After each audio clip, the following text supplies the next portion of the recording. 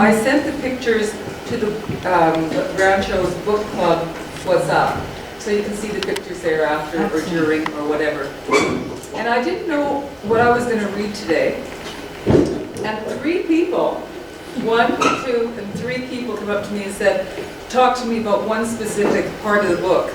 And so I thought that must be a sign of what I was supposed to read. Wasn't my first choice, but you know what? I'd be able to pivot. What was your first choice? My first choice was I was going to talk about how my life kind of started with my daughter in Saskatchewan and da-da-da. I've lived in Regina. I know Saskatchewan. Oh, you know Saskatchewan. Ah, yeah. So that was my first thought. But it got shuffled. I would like to hear that. Me too. Yeah, I'd like to get a backstory. Maybe if I read this one first, and Yeah. if there's no questions, we can go on to the second one. Okay. No, Okay. okay.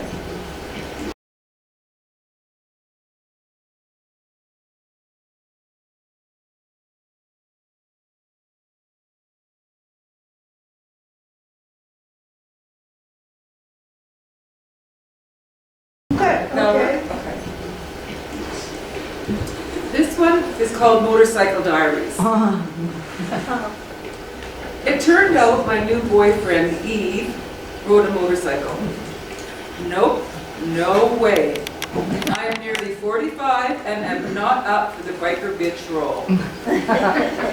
Been there, done that, got the t-shirt, and it no longer fits. I could grumble as I applied for motorcycle safety lessons. This decision was sure to take me outside of my comfort zone. I had no experience with things mechanical. Class 1, first day. Monica, this is where you insert the key. Jeff, the teacher, showed me, sensing my reluctance and lack of expertise. Then, the right hand operates the gas and the front brake. The left hand works the clutch. The right foot controls the rear brakes and stays on the peg, it stops. The left foot shifts gears and at a stop stays on the ground. So this foot on the ground and this foot on the brake. I learned that the hard way. As usual, I was a hard-working, attentive, diligent student. In short order, I was having fun and was excited by all the highways and byways I imagined in my future. On the final day of classes, after a written and practical exam, the teacher asked, "Is there anyone feeling unsure about anything we've learned in the last 6 weeks?" My hand shot up. Stopping on an incline. "Okay, let's ride," Jeff intoned, as he did whenever we left the airport tarmac for the real world beyond. We paraded like ducks on a pond, nose to tail, wearing fluorescent yellow jackets on 250cc Hondas, following upwards towards Spanish Banks along Northwest Marine Drive. I trailed Jeff, and 6 riders were behind me when he signaled left and downshifted to ascend a very steep hill. Midway up, he suddenly stopped. I stopped and froze. I couldn't remember what my hands and feet were supposed to do, and I knew that if I fell backwards, the bikes behind me would topple like dominoes. Jeff parked and ran towards me.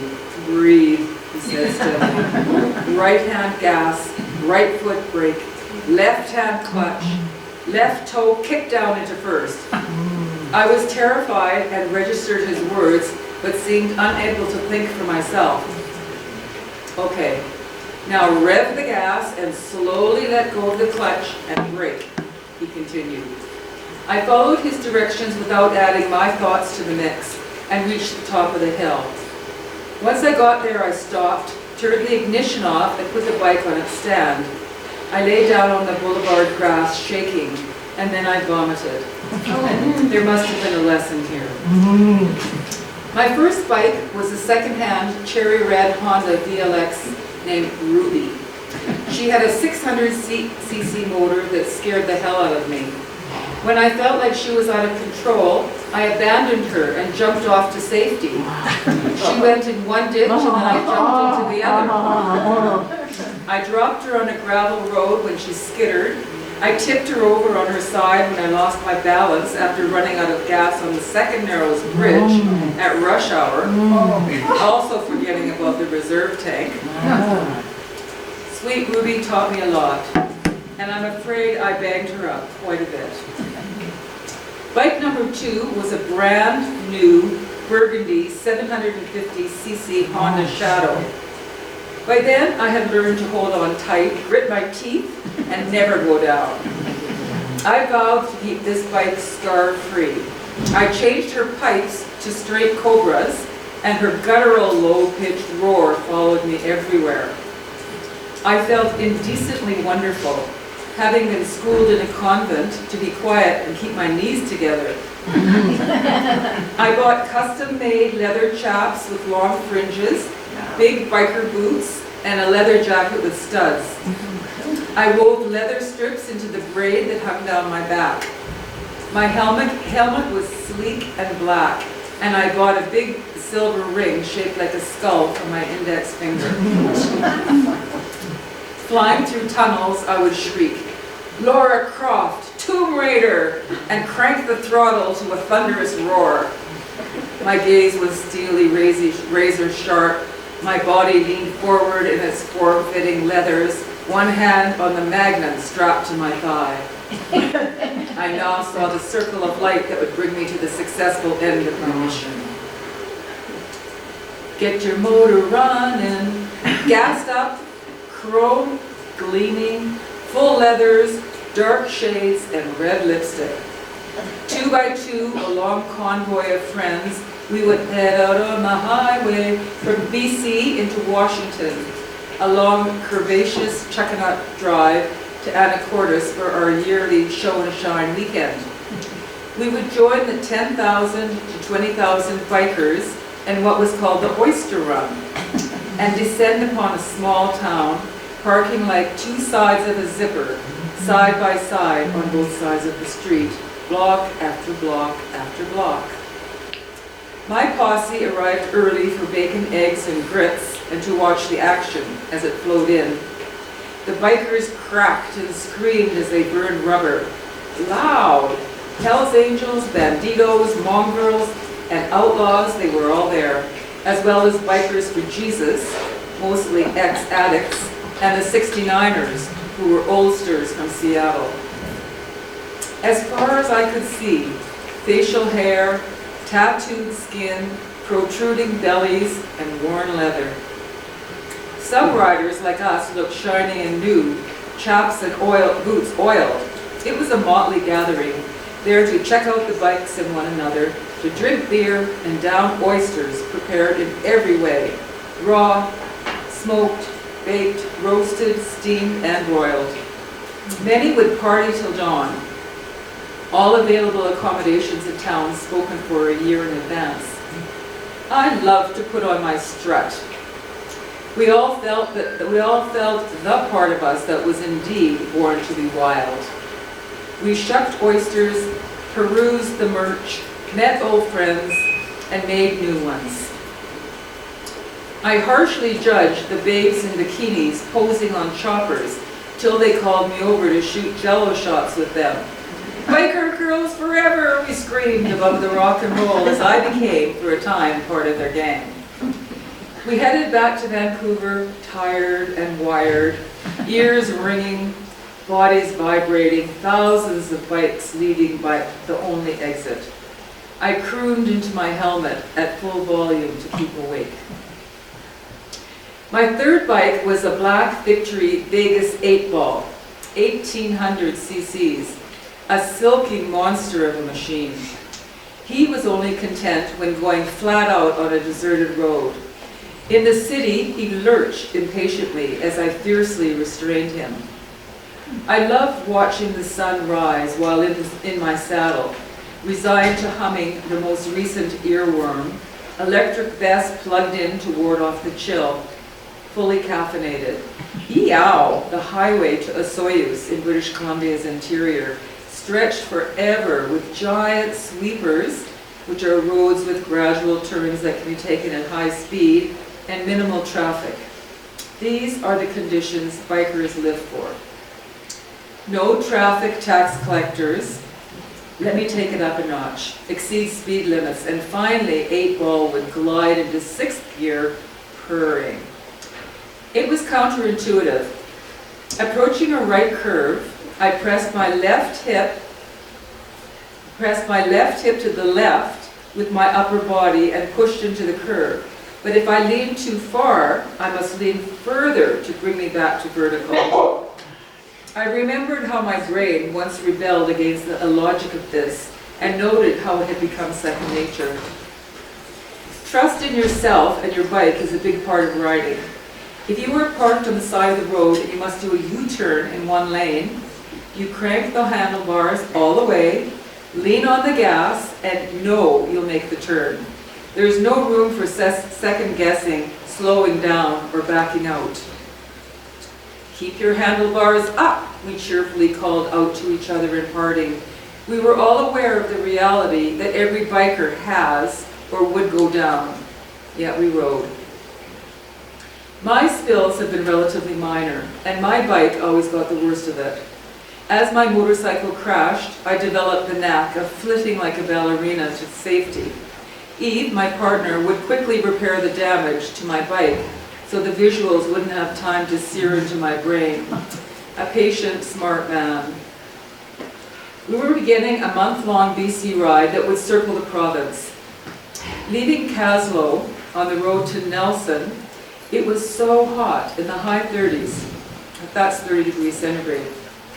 Hey, the campground is a few kilometers down the road, shouted Yves while at the gas pump. What say we chuck the leathers? Too exhausted, I yelled back. Let's hang on. Taking off the leathers and bunching them to the side of the bike felt like too much effort, and we were almost at our destination. So we rode on. A border collie appeared out of nowhere. Yves couldn't avoid him, so he hung on tight, kept the handlebars fixed, and went right through him, cutting the collie in two. I saw his bike fly and flip in the air, like a stunt in a crazy Bruce Willis movie. Then Yves on all fours, careening along the asphalt. My first thought was that since Yves was gone, I'd crash my bike too and join him. And my second thought was, no, you don't have to do that. After the ambulance ride, a hospital stay, all his organs and bones intact, the leathers had saved him, and a 2-week recovery in a B&B, I rode back to Vancouver with friends who made the trip to Nelson to accompany me, and since Yves' bike was totaled, he flew home. He immediately bought a new bike, and we were back on the road. Motorcycle riding is exhilarating, even though there is a risk of injury and death. For riders, the thrill is worth the risk. For a biker, the raison d'être is the road. Stunning scenery, perfectly engineered and smoothly paved wide sweepers, repetitive S-curves along oceanside cliffs. There is no past to regret, no future to look forward to. Thoughts disappear and the rider is fully present and free, picking a perfect line at a perfect speed through a perfect curve. Biker bliss. For me, the cheap hotels, pubs, and bars were a license to chow down on all the food I usually bypassed. What self-respecting biker would order a salad and tofu? And what self-respecting biker diner would even have those on the menu?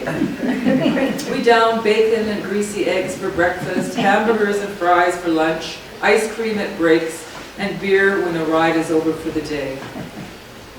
Unexpected parties, opportunities for skinny dipping, vineyards, and beautiful highway signs saying, "Winding highways, use caution," are all part of the ride. You learn to take what comes and to react to the road.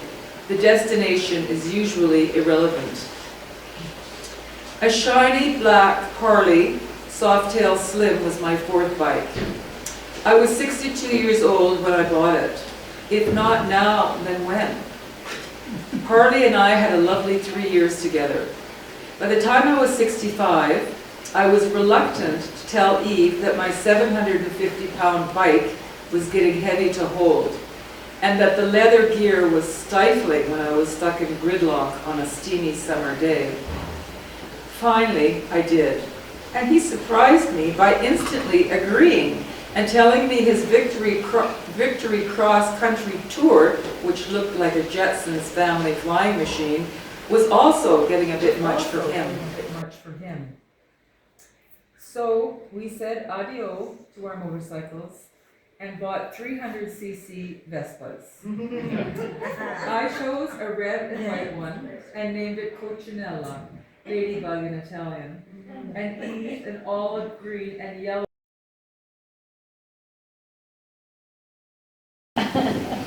Yves designed logos for them, a cute bug with eyelashes for Coccinella, and a snorting wild horse for his Italian stallion. Only later did Yves find out that Sylvester Stallone starred in one porn movie in his career and called it, you guessed it, the Italian Stallion. Our new machines are maneuverable, light, agile, and go like the wind. We explore the back roads, stop for picnics, and smell the wild roses and sage. I wear red platform shoes, sport a red helmet with a white trailing scarf, and my Vespa sounds like a sewing machine. Born to be mild. What a ride.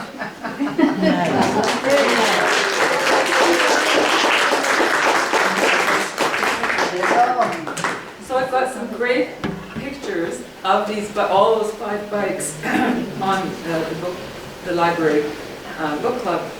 What's up? Good. Nice. Bravo. Do you miss, My sister a couple of days ago, and she and her husband in Saskatoon took this whole period of time as a license to travel the world. They said the airports were empty, the restaurants were empty, there was no lineups anywhere, and I just thought, were you getting the memos? You know, like what? Anyway, it's because we were at home, I had nothing to do, and there was so much delicious space. I'd always wanted to write a memoir, and I just started writing it, and learning about memoir and reading memoirs as I was writing, memoir after memoir after memoir. And then I took some classes with 2 women from San Francisco online, and then I sort of had the first manuscript done, and I found an editor online who was from Victoria, and she was my age, and we had all these similar experiences in life, so she just matched. And so we spent time together sort of smoothing out the rough parts. And then next came the book cover, and I hired somebody to do the book cover, and I didn't like it. So Yves took this picture, and my daughter Anika formatted it, and so Anika and Yves did the cover, and it was better than what the professionals had done. And then I got somebody to proofread it, and I paid for somebody to do that. And finally, the final steps was the last proofread, and then they formatted it. It went down to the printer. They sent me a copy to make sure it was okay. There was 2 typos in it that my friend from Vancouver found, and that she fixed it, they fixed that. And then in August of last year, it was published. And so here it is.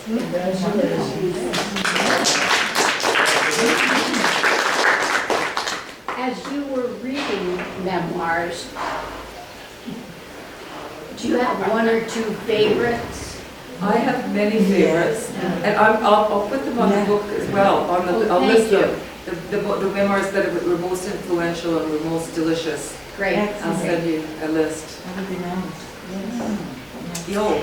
So it sounded like each bike was bigger than the one before. yes. And the first one, you were saying CC, was the first bike like a Honda 50?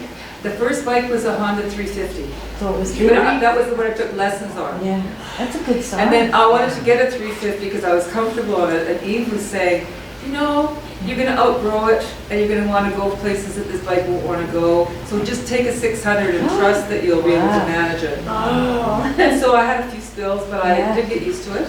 And then after that, I just got progressively, I don't know what was going on for me really. I'll have to go to therapy to figure it Yeah. out, but Was the last bike not a very small one, No, like a Vespa? the best. the best was The Vespa? 300 Yeah. cc. Didn't you have a Vespa at the end? At the very end, and that's what we're riding now. Oh, Do you have it here? No, No. actually you can't because ours are gas, Oh, and okay. they don't allow things like that. But I wouldn't consider it here. Yeah, no. How long have you been here in San Miguel? Do you come down? I don't know, about 10 years I think, but not necessarily here. Okay. But in spending time, months at a time in San Miguel, and then finding it a bit noisy, discovering this place, loving this place, buying a house here, wanting to stay longer. Right, because you've traveled around quite a fair bit around the planet. You like it here? Well, actually I haven't traveled Okay. that much, really. Okay. I tended, because I had a child, I tended to choose a place and stay for 3 years. You know, it was easier to do that than to travel to a month or a week, you know. So we just moved someplace and then settled in and lived there and then moved again, you know. Have you ever gone back to these places that you lived in? New Zealand. In New Zealand. I still never- What part of New Zealand? I worked in Auckland, but I know most places in New Zealand. A lot of trekking around there. Right. Are you from New Zealand? I have family that live in Nelson. And Nelson, beautiful. Yeah. Nice. Beautiful. No. You were very brave when I was reading your book. I just thought, whoa, very brave. Braver than Thank you, me. thank you. Yeah, that's what I read this book to my mother, my Yes. 90-year-old mother. And that's what Yeah. she kept saying, and I guess. did you really do that? Did you? Did you really do You that? did not. Like, wow. I said, Mom, I a guess- memoir has to be Yeah, true. right. And I you guess- cannot make up things and put it in your I memoir, guess, it's not yes. allowed. Yeah. Looking back, do you have regrets on places that you went? No. No. Or, No, some of them I don't want to touch, you know? Yes, I don't really want to go back there, because I don't want it to be different, right, but it will be. right. No, yeah, no, When I was in Papua New Guinea, there was no tourists, right. zero. Yes. I never saw one in 3 No, years. yes, I believe that. Yeah. I believe it, yes. So, yes, 2 questions. When you got in your 60s, around there, and said this bike is a little heavy, 750 pounds, you said to Yves. The 350, do you have an approximate idea what that might have weighed? The first a bike? 50, like my motorcycle 50 cc. Well, Yes. the first bike you had. Oh, I see. Oh, Comparison. I would have suspected it would have been probably under 200, like a little bit under 200. You know, you're not carrying them around. No. but But if if you it fall, falls If it over, falls, I could never lift it up. yeah, on you my own. can't lift it up on your own. Ever. Okay, Ever. okay. So I also wondered about Sylvester Stallone. Did you meet him? What was that? No, Or in a bar where no. No, I just, somebody pointed it out to Yves after he logoed his bike. He said, did you know? Yeah. And I thought, if I would have known, I wouldn't have chosen that logo. Yes, Cool. yes. So shall I read another story? About Yes. the first one about the babies? By the baby? Just one question. Yes. You said you started biking at 40? 2. Maybe even a little later, 48, 46. Yeah. Yeah. Are you thinking of it? No. No. I don't even No. like chops. Let's see.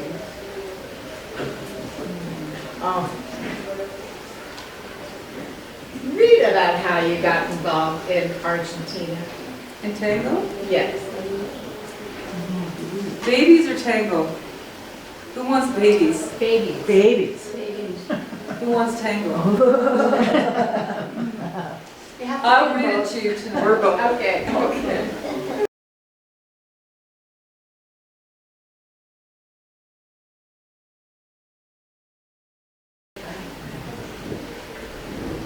Okay, it's called The Beginning and the End. I was restless and uncomfortable. Our baby was now 2 weeks overdue, and every hour felt much longer than 60 minutes. Sleeping was impossible for me in the summer heat. One night I thought a hamburger and milkshake might cheer me up. It was midnight, August the 10th, 1980. Dawn and I climbed into our 1960 VW Bug and headed to the local truck stop. I noted that the Beetle and I resembled each other. Perched on a stool by the counter, I was hungrily sinking my teeth into 2 all-beef patties when swoosh, a warm liquid gushed between my thighs and formed a puddle on the floor. I looked at Don, he looked at me, and without missing a beat, the grizzled waiter flipped me the well-used dishcloth that hung over his shoulder. "Are you okay? What's happening?" Don asked anxiously. He seemed to have no idea what this meant, since he hadn't read the books about pregnancy that I had offered him. I knew. "Let's go," I said calmly. "It's starting."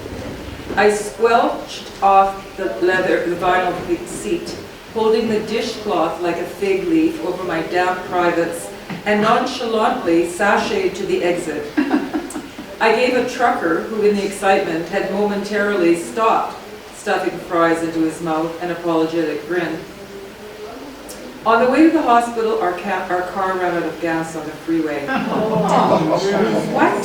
This can't be happening, I thought, too freaked out to start a fight. Dawn had promised to keep the tank full for this very reason. There was no choice now but to thumb a ride. I tied Dawn's jean jacket around my hips, and thankfully the weather was mild and it was not raining. I tried to imagine what we looked like standing on the side of the road so late at night. Probably harmless and pathetic, since the first car that drove by stopped.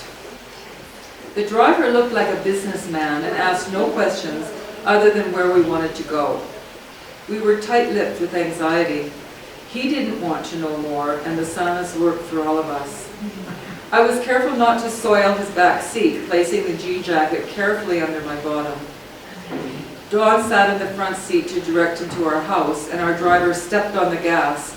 I knew I was in early labor, and we had some time. I wanted to wash up and collect myself before heading to the hospital.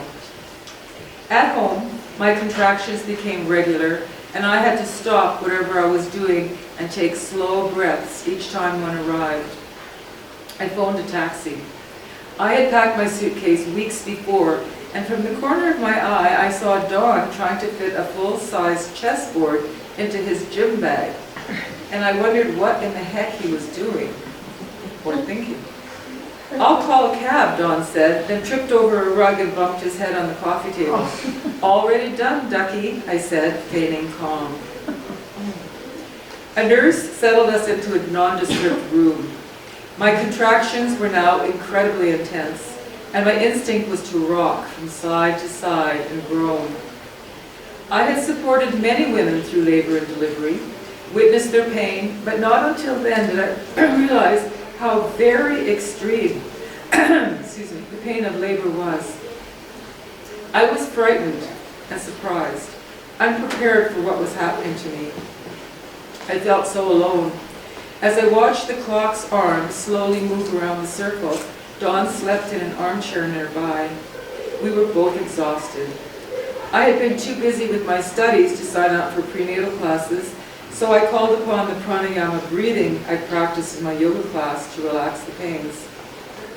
I set my teeth and told myself that many women deliver in rice paddies all over the world, and that birthing is a natural experience and that I could do this.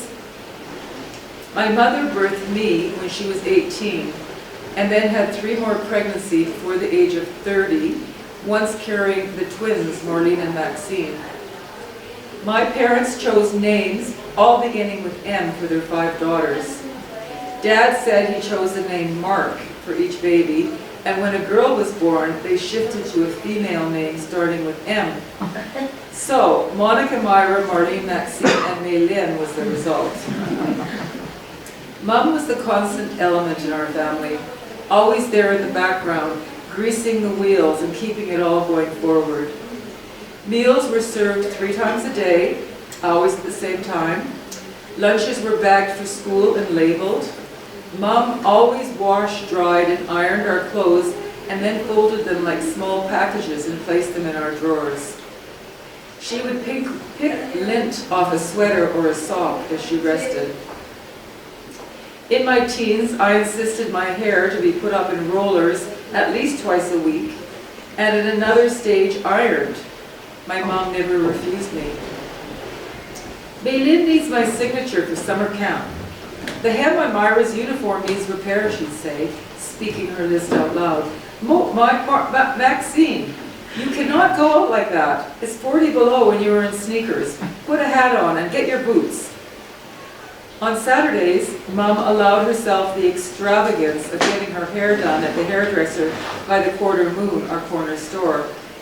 She would return with a beehive, a la Marge Simpson, sprayed stiff to last the entire week. And every Easter she bought a new hat to perch on top of the hive, often with netting that would cascade over her face. Sadly, I took her for granted. I did not see or value her contribution to my life. She was always there. She was a fixture. I never saw her go out with a friend, never leave us for an evening or take the weekend off. Not in the 18 years that I was living at home. Now I wanted my mom. Not Dawn, my mom. She would know how to help me. I didn't think I could bear it any longer. I had never been this close to screaming at the top of my lungs. I believe I did scream at the top of my lungs. Suddenly I felt an uncontrollable urge to push, and I knew my baby was coming. I yelled for the nurse and repeatedly pressed the call button. Dawn awoke, refreshed, and rushed out for a quick smoke while the nurses gowned. My doctor was unavailable, and I didn't know the doctor who was covering for her.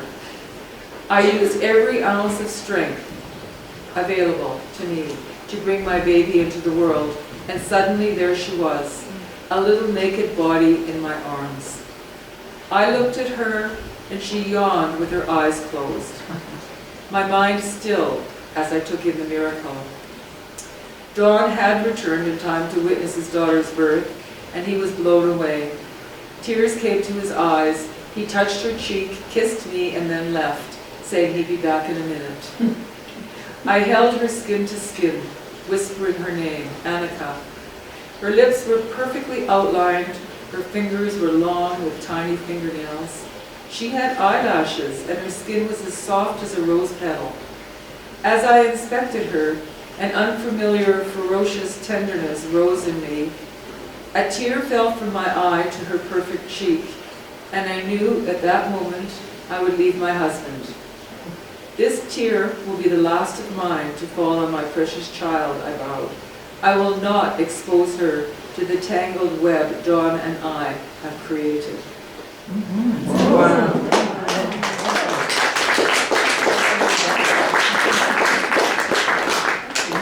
What a life.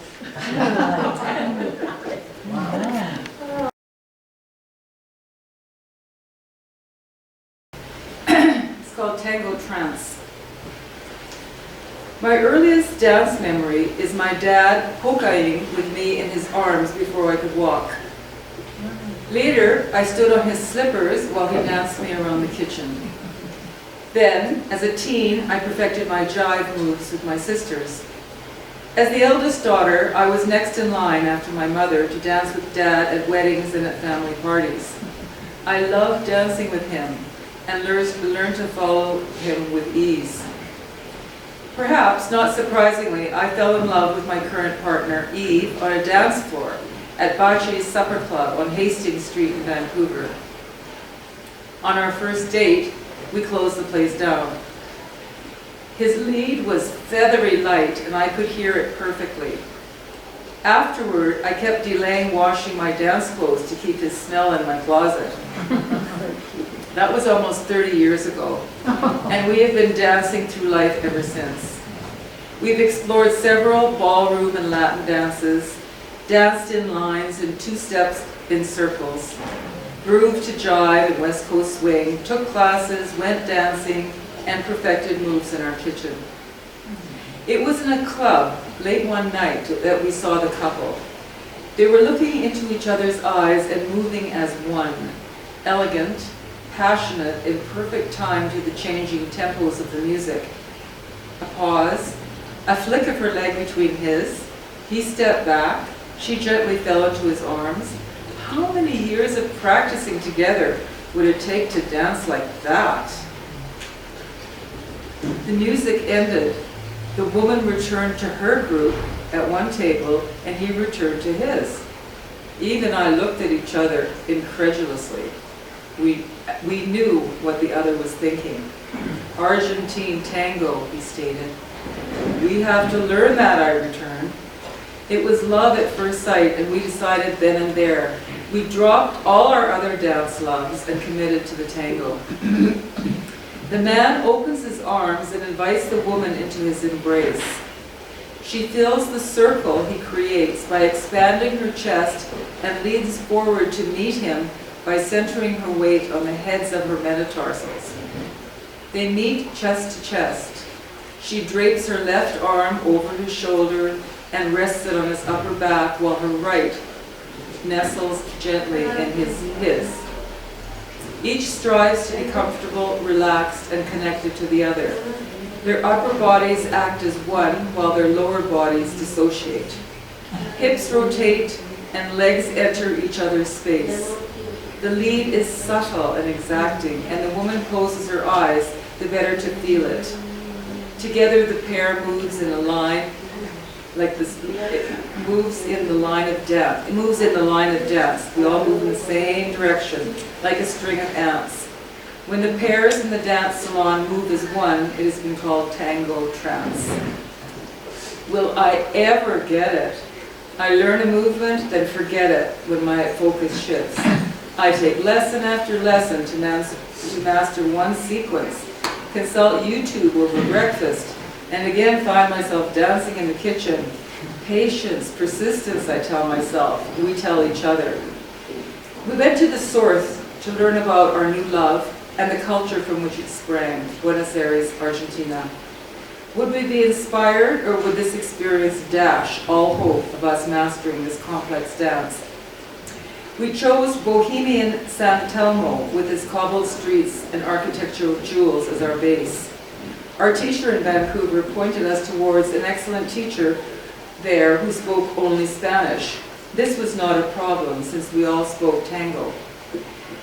Delighted to be surrounded by Milonga halls, which are salons where they hold tango events, the Sunday morning artisan market exploding under our balcony on Defensa Street was an unexpected bonus and provided badly needed retail therapy between lessons. Tango originated on the docks, created by Italian and Spanish immigrant portinos and gauchos from the Pampas, primarily working men. They danced with each other and, when possible, with the women of the bordellos. Through music and movement, they expressed their emotions. Tango between rival men became a macho competition. Between lovers, foreplay, and for the lonely, a way to connect with the female energy they missed from back home. Mostly, it was men practicing with each other in their leisure time. They were experimenting, looking for the best ways to please a woman, preparing for the moment when they would have one in their arms and perhaps get a chance to make her their sweetheart. A cauldron. This history helped explain the intensity of the dance. It reflected the pain and yearnings of a people in a new land. The dance was alive, forever in transition, as were the dancers. Our teacher proceeded to teach us to walk. The fundamentals of walking are essential to all the beautiful moves that follow. And attention to fine detail turns an okay dancer into a tangera. One body, 4 legs, Gustavo intoned. Relax, breathe, and foca, he kept repeating. It truly does take 2 to tango. Music and cuisine define the culture of Buenos Aires. The cafes, bars, restaurants provide the romantic ambiance for age-old recipes served by seemingly timeless waiters. It is a city of daytime snackers who finally sit down to their main meal around 10 p.m. when the numerous legendary eateries overflow. As the parillas smoke, large groups share platters of meats washed down with full-bodied Malbec and much merriment. All ages participate, including grandparents and small children. Babies are swaddled and placed under the table when they fall asleep. When the meal is eaten and the food nicely settled, only then do the milongas begin, often at 1 in the morning, continuing till dawn. I felt like I was entering a scene from a Bogart movie, with mysterious men wearing white linen suits, fedoras and spats watching from the shadows. Stylish women in sequins, their dresses slid up one side, had flowers in their hair. Holding a man's gaze across a crowded room signals a yes. He then glides over, knowing the woman will follow him to the floor. The two have agreed to a short-term commitment to co-create an experience. Together they are alert, listening to each other and the music. Convention prohibits idle chatter on the dance floor and insists that a couple remain together for 3 songs. It is intense, and while on the dance floor, the mind stills and the dance is all there is. I was terrified, and I kept my eyes glued to the floor. I was unwilling to look up for too long at anybody should they assume I was agreeing to dance. Tranquilo, amor, said Yves. He will leave simple steps in the first dance to sense your level. In the second, he will try a few advanced moves and notice how you handle them. And the third, I asked? Then, if all has gone well, you will tango. As a teacher, he knows these things. I keep my eyes down. One night, close to the end of our stay, I was caught by the eyes of a tall, dark, handsome man. I found myself on the dance floor. He invited me into his embrace, and my body remembered the stance and the pressure points. He began with simple patterns till I was able to relax and breathe. He sensed my experience level by the second dance and matched it with his lead.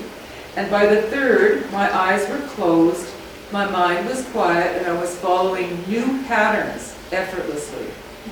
I was in Buenos Aires, dancing with a real live Argentinian tanguero in an authentic milonga. Giddy with wine, fatigue, and dance, the sun rose as Yves and I walked to our hotel. The deal was sealed. Our Argentinian experience inspired us to continue to dance tango, and we plan to do it forever. Oh.